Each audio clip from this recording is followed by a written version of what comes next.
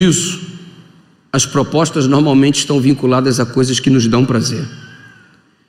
E agora o diabo faz a proposta no personagem, a esposa do Potifar, para que o José abandone a jurisdição divina, jogue o sonho que Deus havia dado para ele na lata do lixo e siga uma proposta determinada dele mesmo construir o caminho e não seguir o caminho que Deus traçou. Diante dessa circunstância, nós observamos uma proposta de prazer. E sabe que existe muita gente que vive em função do que dá prazer, e o que determina o comportamento do indivíduo é exatamente isso, se dá prazer ou não. E essa filosofia foi meio desenvolvida lá pelo século III, pelo século IV, isso é conhecido pelos gregos como os hedonistas. Hedon, prazer, nistas é doutrina do prazer. E qual que é a função? Realizar qualquer coisa que te dê prazer. Se dá prazer, então tá certo, faça. Não interessa se fulano está dizendo que é ruim, que outro está dizendo que é isso. Deu prazer, então determina o seu comportamento por isso. Assim vive o pessoal que segue esse negócio chamado hedonismo, vive em função do prazer, e cada dia mais se acentua, se intensifica a sua atividade. Hoje eu dei um beijo, mas amanhã o mesmo beijo já não vale mais, porque eu preciso fazer um negócio mais forte para me dar mais prazer. Aí você beija e abraça, aí amanhã, depois de amanhã, o beijo e abraço já não é mais suficiente, aí você está indo até em passos normais até, mas a coisa vai se intensificando, porque você vive em função do prazer. O que importa é prazer. Só que se você fez uma coisa que te deu prazer, você não se satisfaz mais com aquilo, você quer uma coisa diferente, mais intensa, que te proporcione um prazer maior do que o que você experimentou no dia anterior.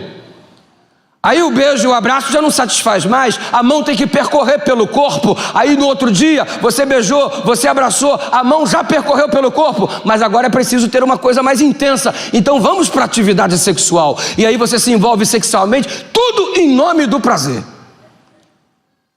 Aí depois que você fez o sexo, ele tem que ser depois um sexo mais diferenciado. Aí depois só com 2 pessoas não tem muita graça, de repente tem que envolver uma outra pessoa no meio, quem sabe fazer a 3. Aí de repente já deu prazer, mas a gente precisa sentir mais prazer, porque aquele já não valeu mais, e eu busco cada vez mais intensidade, porque essa é a minha filosofia de vida, eu vivo em função do prazer. E se eu experimentasse com alguém do mesmo sexo? É o prazer que determina. Não há nenhuma restrição, não há nada imposto pela palavra de Deus, não há nenhuma regra de fé e prática. O que determina o comportamento do hedonista é se ele vive em função do prazer. O prazer é a sua doutrina, é a sua filosofia de vida. Aí diante disso, onde esse cara vai parar? Eu digo, na sepultura. Porque depois de ter experimentado tudo, ele tem que experimentar a dor. E aí ele começa a intensificá-la até ser conduzido à morte. Ei, o que determina a tua vida, afinal de contas? É o prazer ou é a palavra de Deus, que é a verdadeira fonte de prazer? E diante dessa situação, está sendo feita uma proposta para o José: vem para cá. É um lixo sendo revestido de um atrativo todo especial para que ele se sinta seduzido. Mas o José, ele tem uma característica extraordinária: ele sabe dizer não. Diante da proposta que o inimigo lhe fez, ele disse não. Segunda vez, não. Terceira vez, não. E sabe de uma coisa? Eu cheguei a uma conclusão: o crente precisa aprender a dizer não. Porque às vezes a gente diz não como se quisesse dizer sim. Escuta, já viu aquela menina que você chega assim perto e fala assim: quer namorar comigo? Ela fala assim: não. Aí você conversa fiada que é não, mano. Esse não é não, esse não é para que eu insista mais. Aí ele vai uma segunda vez. Ei, a gente tem que aprender a dizer não com um não de verdade. Você lembra de Jesus Cristo, quando estava no deserto, em meio à tentação? O diabo chegou perto dele: se você é o Filho de Deus, transforma esta pedra em pão, porque não. E aí Jesus, diante disso, coloca a evidência da palavra: não só de pão viverá o homem, mas de toda a palavra de Deus. Em outro lugar ele falou: não. outras palavras, ele disse não. Aí, tu não é o filho de Deus? Conduziu Jesus ao pináculo do templo. Lança-te daqui de cima, porque está escrito que aos teus anjos dará ordem ao teu respeito, para que seja guardado em todos os teus caminhos. Não tem conversa, Jesus simplesmente diz não. Não. A gente precisa aprender a dizer não para as coisas. Mas é um não de verdade, não é um não em que a gente está dando uma brecha para que a pessoa que nos proporciona insista mais. Não, é não. Se o diabo aparecer para você nesta noite e disser para você: todos os reinos do mundo eu vou te dar, se prostrado me adorares, você vai dizer o quê? Não. Se ele falar para você nessa noite: escuta, vamos ganhar um dinheiro fácil aí, vamos enrolar um pessoal, fazer uma falcatrua financeira para a gente levar um troco por fora e assim você tirar o teu pé na lama, você vai dizer o quê? Não. Mas tem gente que fala assim: não sei, cara, será que isso é lícito? Será que podia mesmo? Não sei e tal. E se alguém descobrir, o que pode acontecer? Vai ser um vexame se o pessoal descobrir. O cara fica analisando a proposta. Não tem que analisar as propostas que o mal te faz. Você simplesmente tem que dizer não. E ponto final. Porque desta forma você encerrará, fechará a porta que estão abrindo para a tua destruição. E sabe por quê? Porque o que determina a nossa decisão não é se ela vai proporcionar prazer ou não. O que determina o nosso posicionamento é a palavra de Deus. É o assim diz o Senhor. É o que Deus diz. E depois a gente descobre que o que Deus determinou na palavra é o que de verdade traz prazer para a gente. Olha quanto você se machucou por estar vivendo distante da palavra. Olha como você já destruiu a tua família por você estar vivendo distante da palavra. Olha quanto você já destruiu a tua saúde por estar vivendo distante da palavra. Olha quanto você já beijou o solo do fundo do poço porque você está negligenciando a palavra. A gente vai se autodestruindo à medida que negligenciamos o assim diz o Senhor. E lá estava a mulher fazendo as investidas dela para o José, convidando o José para se deitar com ela, e insistentemente o José dizia não, não e não e mais não. Será que não chegou a hora de você dar um basta e você dizer um não de uma vez por todas para aquilo que está destruindo você, para aquilo que está acabando com a tua família, destruindo a tua saúde? Até quando você vai pleitear essa resposta que é necessária ser dada? Não, Satanás, acabou a tua investida e o espaço que você tem na minha vida. Eu cerro a porta de acesso para você e escancaro a porta de acesso ao Espírito Santo na minha vida. Não é não e ponto final. José foi acusado de uma coisa que ele não fez. É duro a gente ser acusado de uma coisa que não fez, né? Eu não sei se já aconteceu alguma coisa com você nessa direção. Uma vez eu fui pregar numa igreja e alguém não gostou muito do jeito que eu preguei. A Bíblia diz que quando você tem alguma coisa contra alguém, você faz o quê? Vai até a pessoa. Essa pessoa não veio a mim. Ela foi para a internet, que é o refúgio dos covardes. Sabe por quê? Na internet todo mundo fala o que quer, porque ninguém confronta ninguém olho no olho. É muito fácil ir na internet, né? Na internet todo idiota tem voz. Ele opina sobre coisas que ao vivo ele não opinaria nunca, porque ele não sabe nada a respeito. Mas como ninguém está vendo, né, olho no olho, ele fala o que quer. Talvez esse seja o efeito colateral da internet maior. Mas o fato é que o cara foi lá e me esculhambou. Que o pastor, com esse jeito dele, traz o mundo para a igreja. Que o pastor, com esse jeito carioca dele, falar. Porque eu sou carioca, irmão. Ninguém é perfeito, cada um tem seus problemas. Oxe. Problema, defeito, né? Fica aí com esse palavreado carioca. Eu contei a história que uma vez eu capturei uma jiboia. Levei para minha casa e meu filho ficou assustado. Aí meu filho, como carioquinha, criado... Meu filho é baiano, mas cresceu... Eu tenho um filho baiano, amém, irmãos? Amém. Nem tudo está perdido, né? E o meu filho lá no Rio de Janeiro, quando viu o pai dele feito um Tarzan, meu filho falou assim: caraca, pai! E eu contei a história da cobra, que depois eu coloquei até o nome dela de Judite, nada particular, não conheço nenhuma Judite a propósito. Minha sogra também não se chamava Judite, calma, não tem nada a ver. E eu contei essa história dentro do contexto do sermão e tal. Aí o cara pegou essa palavra caraca, que eu relatei que o meu filho disse no momento em que ele viu a grande serpente. Está trazendo o mundo para a igreja. É um absurdo que a gente tem nesse... Regaçou comigo. Me jogou no pó, sim. Só que ele não veio falar comigo. Se ele veio falar comigo, eu falei: é mesmo, irmão, ora por mim que eu estou mal mesmo e tal. Mas não veio, né? Eu levo muito de boa essas coisas. Mas ele foi para a internet. Aí geral liga para geral, que liga para geral, que liga para geral, e o geral me ligou. Não sei se você entende parábolas. Aí o geral me ligou: irmão, o que aconteceu e tal, não sei o quê, não sei o quê, não sei o quê. Eu falei: pastor, aconteceu isso, isso, isso. Rapaz, que coisa, né? É, pastor. Vamos conversar com o juiz.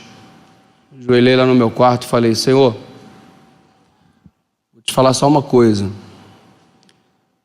Aqui está a minha credencial. Tirei e coloquei na boca, assim, ó, em cima da mesinha lá que eu estava orando, lá da cama. Está aqui. Foi o Senhor que me chamou. Se eu não estou correspondendo às tuas expectativas, o Senhor me tire. Urgente.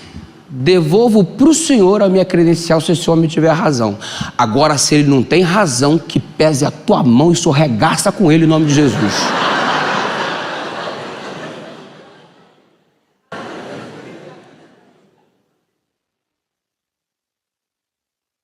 Recebi um convite.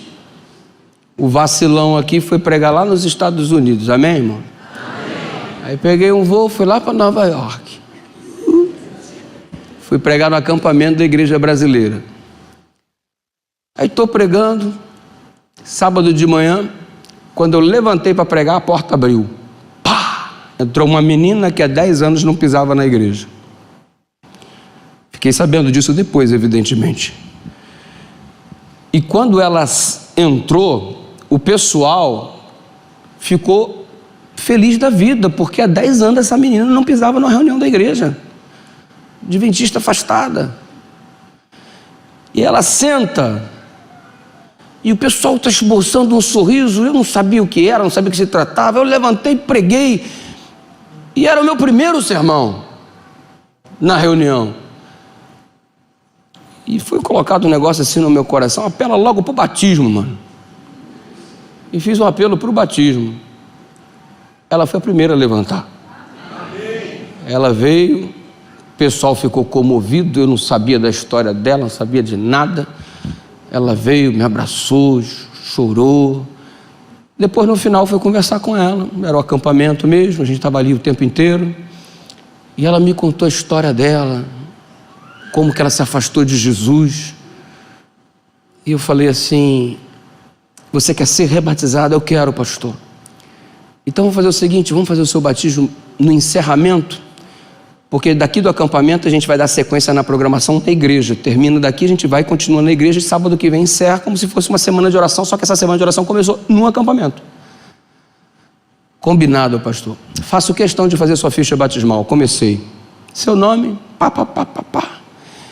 De onde que tu é mesmo? Lá do Brasil, lá? Ah, eu sou de tal estado. Ih, eu estive nesse estado tem pouquinho tempo. Aí eu sei. Como que você sabe? É que o senhor foi na igreja da minha família. Ah, que legal. Então, devo ter conhecido a sua família. Conheceu, com certeza, especialmente o meu irmão. Aí eu, por que conheci seu irmão? Não, porque foi ele que foi na internet falar aquelas coisas do seu miserável. Tá falando sério? Tô falando sério. Pois é, que coisa, hein? Pois é, pastor. E o senhor pregou aqui Desculpa pelas bobagens que o meu irmão me falou, mas foi exatamente a mensagem que o Senhor fez que me fez tomar a decisão de voltar para Jesus depois de 10 anos. Glória a Deus. No sábado eu fiz o batismo dela com transmissão pela internet. Quem estava lá do outro lado assistindo? Irmão, que vontade. Que vontade que dá, irmãos. Ele falou que eu sou mundano miserável. Tá aqui, vou batizar. Irmão, que vontade que deu, mas eu só falei em nome do Pai, do Filho, do Espírito Santo e batizei. Eu podia brigar, sabe? Eu podia brigar. Podia. Mas quando Deus briga pra gente, é melhor.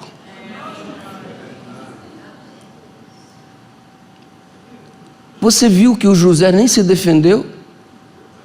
Foi eu não, essa mulher é maluca, ela me agarrou aqui, arrancou minha roupa, tá louca, tarada, velha, tá maluca essa mulher. Alguém amar? Não, José não falou nada. José chegou a uma conclusão, não vale a pena. Deixa Deus agir, porque agindo Deus, quem impedirá? E você viu o que a Bíblia diz? Isso que me arrepia, mano. Ele foi para a cadeia e a Bíblia diz: o Senhor era com ele. Ai, meu Deus. Se fosse qualquer um de nós, já diríamos na emenda: se o Senhor é por nós, como é que eu estou na cadeia? 2 vezes no texto que nós lemos existe a frase: o Senhor era com José. E sabe, dentro desse processo, a gente só percebe uma coisa. Parece que algumas coisas, antes de melhorar, elas pioram. Já viu isso? José disse a Deus, através de um sonho: você vai ser autoridade, você vai ser governador de toda a terra do Egito, José. Deus declarou esta bênção para José por intermédio de um sonho manifestado em 2 diferentes aspectos: um, o sol, a lua e 11 estrelas, e o outro em termos de agricultura, quando os feixes dos irmãos se encurvam diante do dele. Deus declarou para o José que ele seria autoridade. Deus deu isso. José, a tua vida vai melhorar demais, José. Mas antes de melhorar, algumas coisas pioram. Não é assim quando você foi reformar a sua casa? Eu quero a minha casa muito bonita, eu quero a minha casa com astral diferente, eu quero mais conforto na minha casa. Aí tu partiu para uma reforma, tu quebrou a tua casa toda, virou um caos, meu irmão. Sabe por quê? Porque algumas coisas antes de melhorar, às vezes pioram. Se você desistir no meio da reforma, o conforto que você queria, você não vai obter. Se você desistir no meio da reforma, o objetivo que você queria alcançar vai ficar pelo meio do caminho. Uma vez que você começou a reforma, você tem que ir até o final, até a conclusão, até a efetivação do teu sonho, do teu projeto. E você calculou um preço, de repente, vai lá em cima. Tu calculou X, tem que gastar Y. Normalmente acontece isso numa reforma. Mas se você parar no meio do caminho, você não vai alcançar o teu objetivo. E sabe por quê que não dá para desistir? Porque se eu desistir no meio do percurso, significa que o objetivo não era tão importante para mim. Porque se o objetivo fosse muito importante para mim, eu não abriria mão por nada deste objetivo. Eu suportaria qualquer coisa, eu aguentaria qualquer coisa, porque o prazer que eu vou ter no final, quando concluir e alcançar a finalização do projeto, é muito maior do que qualquer dor que eu senti durante o processo. Se você desiste durante o processo, significa que o objetivo final não era algo tão pretendido por você quanto você imaginava. José, você vai ser autoridade. Se desiste por causa de uma mulher, se desiste por causa de uma prisão, é porque o objetivo de ser o sonho de ter o sonho de Deus se cumprindo na sua vida, na vida dele não era tão importante assim. O que com tristeza eu vejo hoje? os jovens desistindo no meio do caminho. Entraram para o Evangelho, abraçaram a fé, aceitaram a Jesus, desceram as águas batismais. Aí apareceu uma mulher do Potifar na vida, o cara desistiu. Apareceu um emprego num dia impróprio para você, de acordo com a tua fé, aí você desistiu. Apareceu uns amigos com alguma cerveja para te oferecer, você desistiu. Apareceu uma balada para você ir, você desistiu do culto que você deveria ter assistido. E por que você fez isso? Porque as coisas pioraram, nada dá certo para você. Só que a perseverança durante a piora mostra se você quer a melhora de fato. Porque se você desiste no meio do caminho, a melhora não era aquilo que você buscava com tanta ênfase, porque alguma coisa ocupou essa importância no seu coração e você trocou. Se você está desistindo de Deus por alguma coisa no percurso, é porque alguma coisa para você está sendo mais importante do que o próprio Deus, porque se fosse você não desistia. O José não abria mão do sonho dele. Você, mulher, não vai atrapalhar o meu sonho. Não vai. Porque o sonho de Deus na minha vida vai se cumprir, haja o que houver, aconteça o que acontecer. Ponha isso na sua cabeça. Se você aceitar Jesus nessa noite e dizer: eu confirmo a minha fé no meu Salvador, entrego a minha vida para Ele mais uma vez, o inferno vai se mobilizar para arregaçar contigo. O diabo vai fazer de tudo para arrancar essa decisão do teu coração, para você desistir. Você está aqui na jurisdição de Deus, Ele quer te arrancar para o lado de fora, aqui a todo custo, vai te empurrar tentação e mais tentação, para você desistir de tudo isso. Sabe por quê? Porque Ele usa dificuldades para que você esqueça o teu objetivo final. Não tira uma coisa na sua cabeça: antes de melhorar as coisas pioram, mas quando elas melhorarem, elas vão melhorar de uma vez por todas para a glória de Deus. Daqui a pouco Ele virá nas nuvens do céu com poder e grande glória. Os mortos em Cristo ressuscitarão primeiro, nós os vivos seremos transformados. Iremos para sempre com o Senhor. Estaremos com Ele por toda a eternidade. Vai ter valido a pena você ter suportado cada tentação, cada provação, porque no final elas não mais existirão. Será felicidade eterna ao lado de Deus. Nunca mais lágrima, nunca mais dor, nunca mais sofrimento. Eu sei que é angustiante, porque tem alguns momentos que a gente clama por resposta. Você acha que José na cadeia não pediu uma explicação? Ô Deus, cadê o sonho que o Senhor me deu? Cadê a proposta que o Senhor me fez? Olha o que estão fazendo comigo. Você acha que ele não questionou no fundo do poço? Você acha que ele não perguntava para Deus? E quando ele perguntava para Deus, o céu só fazia assim para ele: me explica, Senhor.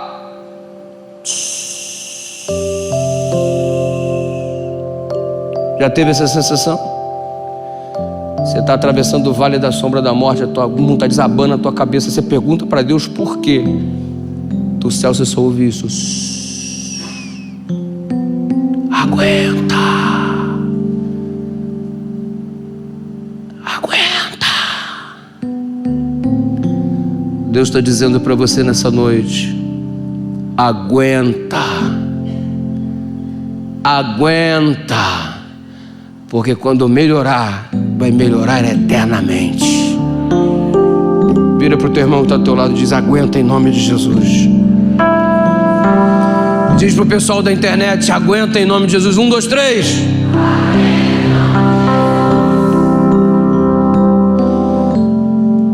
Deus falou com José uma vez. Uma vez.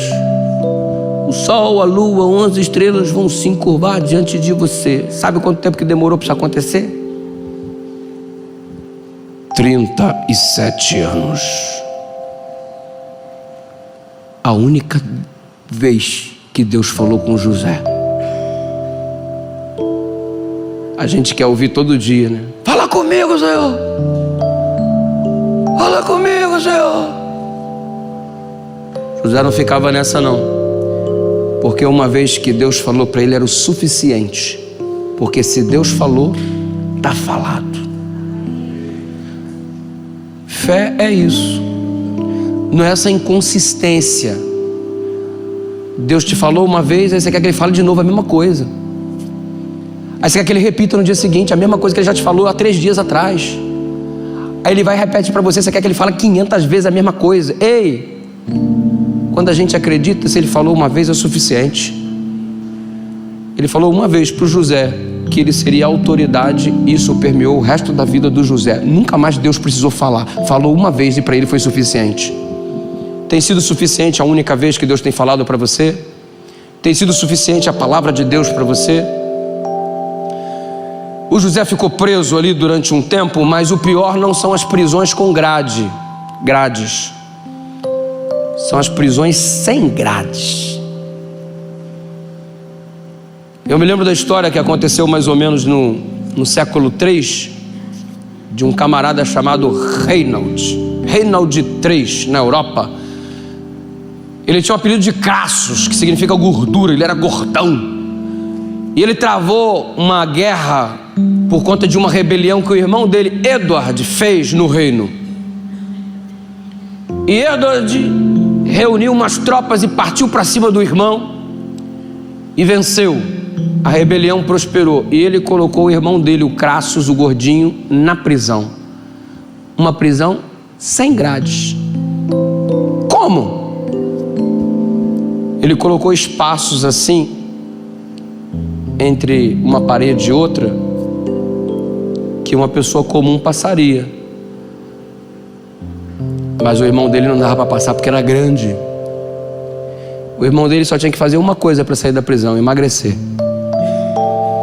Mas a alimentação era só guloseimas.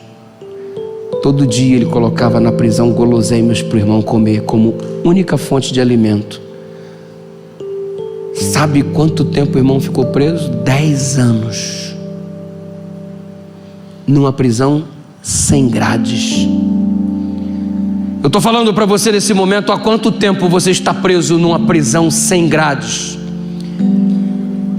Ninguém te pôs nas grades, mas você está aprisionado pelo medo. Medo de ficar sozinho, medo da morte, medo da velhice. Ninguém pôs grade, você atrás das grades, mas tem traumas que estão prendendo, aprisionando você. Você foi abandonado, está traumatizado. Você sofreu um acidente, está traumatizado. Você foi abusado na sua infância, você agora vive traumatizado. Perdeu o ente querido de um modo muito trágico, esse trauma está permeando a sua... Você não tem paz no presente por causa de uma desgraça no passado e não consegue olhar para o futuro com perspectiva positiva por causa disso. Está aprisionado ao passado. Outros estão de trás da grade chamada poder. Tudo que tem na vida é um cargozinho, um carguinho. Ele precisa ser chefe de alguma coisa. Ele precisa mandar em alguém. E se o cara perde o cargo, acaba com a vida dele. Prisão do poder. Outros pela culpa. Você se sente culpado por alguma coisa que você fez ou por alguma coisa que você deixou de fazer. Ah, se eu tivesse feito aquilo. Outros, por que eu fiz isso, meu Deus do céu?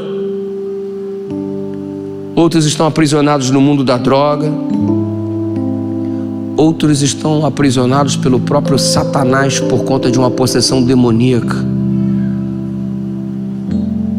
Outros estão aprisionados por uma tradição. Que fulano disse, que fulano falou, então isso é verdade, sempre foi feito assim, minha família sempre fez assim, então eu sou assim. E por causa da tradição eu não consigo ter uma plenitude de vida.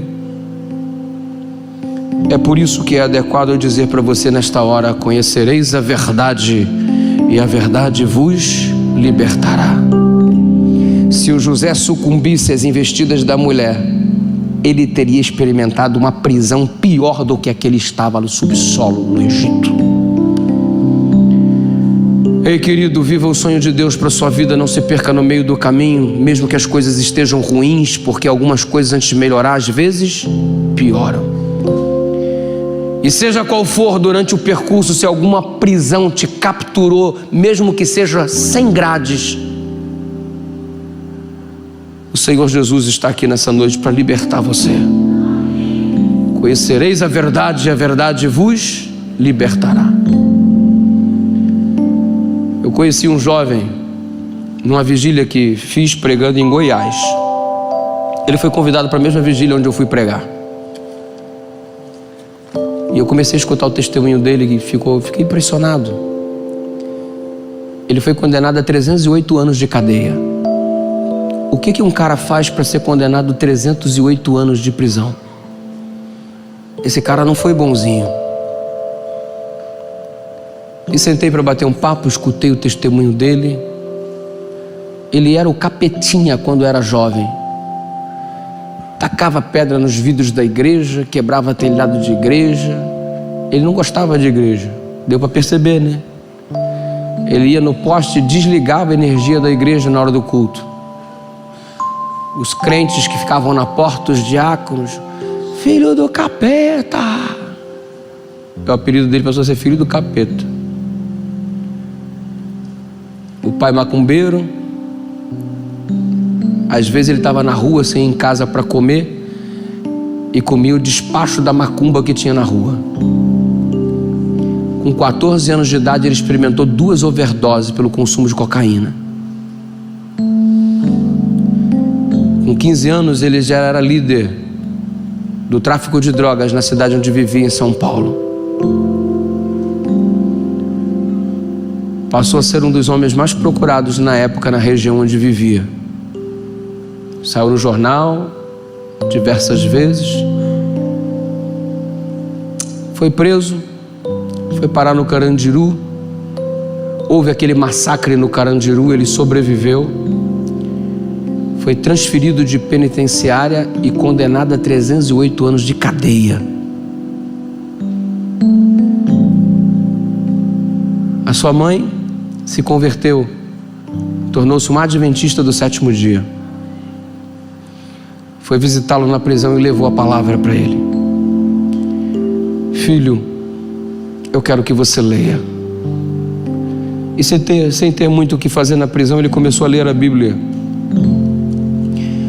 Quando ele terminou de ler o último capítulo do livro do Apocalipse, com sua mãe orando por ele todos os dias incessantemente,